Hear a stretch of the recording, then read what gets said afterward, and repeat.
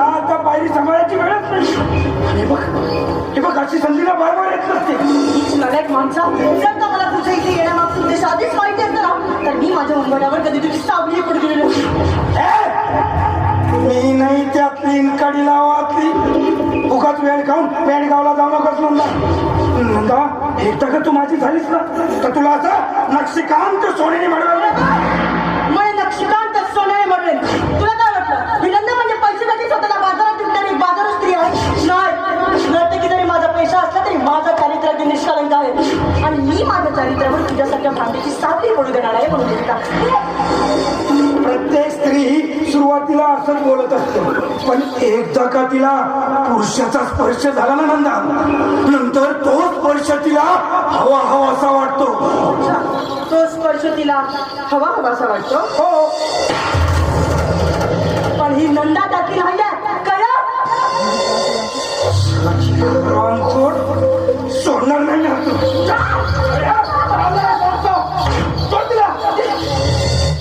असह्य मुलीवर कर्तव्य करताना तुला काही भाव तुला वाटतं का नाही? लाज वगैरे आणि ह्या कोटीमध्ये समाजाला लाज शरम काहीच नसतं ना तेच लोक ह्या कोटीची पायरी चढतात आणि आज तुम्ही सुद्धा तीच पायरी चढला जी आम्ही चढलो. माझ्या चरित्रावर पोट सुद्धा करण्याचा प्रयत्न केला असतात. तू समजतोस कसं इथे येण्याचा माझा उद्देश नव्हता. माझे देणारा पाहण्यांचा अपमान करायचा आणि परत तुझ्याकडे तोंड दाखवून बरोबर बोललीस ना. नाही आता तुला आमची काय गरज आहे? आता आपल्या शहरातील एवढी श्रीमंत प्रतिष्ठित लोक तुझ्यावर सर्वात पोहोचायला तयार असल्यावर तुला आमची काय गरज?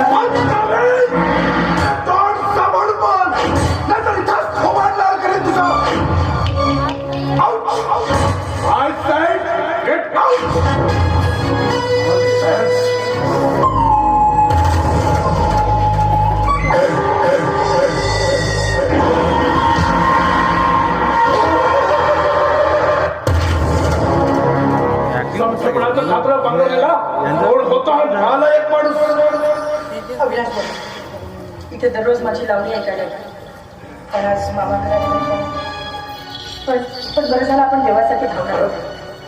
पण मला मी आपल्याला ओळखलं नाही.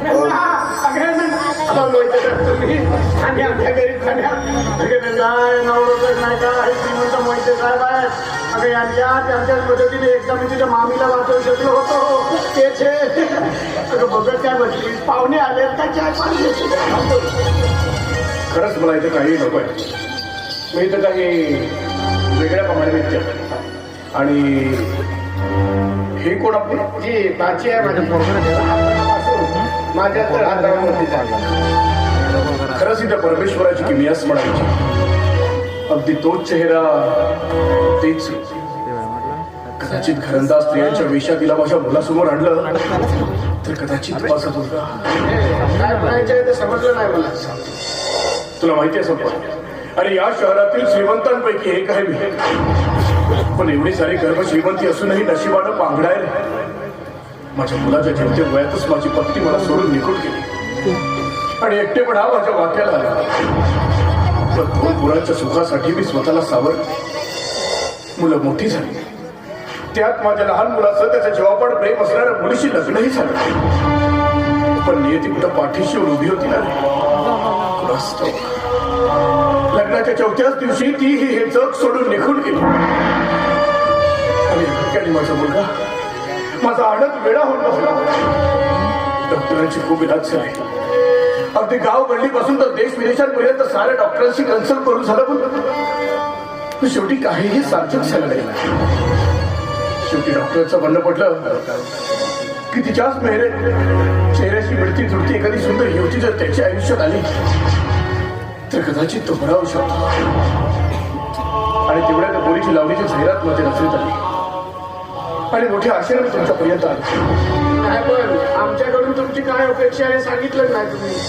तुझी नंदा माझ्या आनंदची पत्नी म्हणून काही दिवसांपुरती जर त्याच्या आयुष्यात आली तर फार उपकार होतील. नाही सर अहो हे कसं शक्य आहे. मला जाणार तुम्ही केलेल्या त्या उपकारांची पण त्या उपकारांची आधी जीवघेणी परतफेड करायला लावू नका. काय म्हणजे झालं साहेब? मी तर तुझ्याकडे उपकाराची परतफेड मागायला नाही, तर माझ्या पोराच्या प्रेमापोटी त्याच्या आयुष्याची भीक मागायला आलोय मी तुझ्याकडे. तुमच्या मुलाच्या प्रेमापोटी मी नंदाची अब्रू नाही देऊ शकत साहेब. आणि तू त्या गोष्टीची अजिबात चिंता करू नकोस. त्यासाठी मी तुला लागेल तेवढा पैसा देईन. आणि राहिला प्रश्न हिच्या इज्जतीचा, तर मी एक खरंदाज माणूस आहे. तिच्या चारित्र्याला कसलाही कलंक लागू देणार नाही याची जबाबदारी माझी.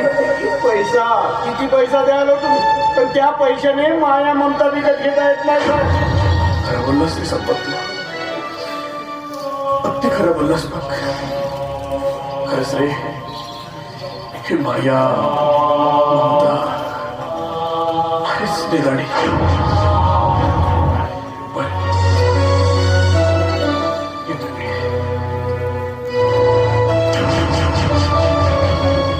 आणि कदाचित जर तू मला विचारलं होतास, तर जरूर कळवा.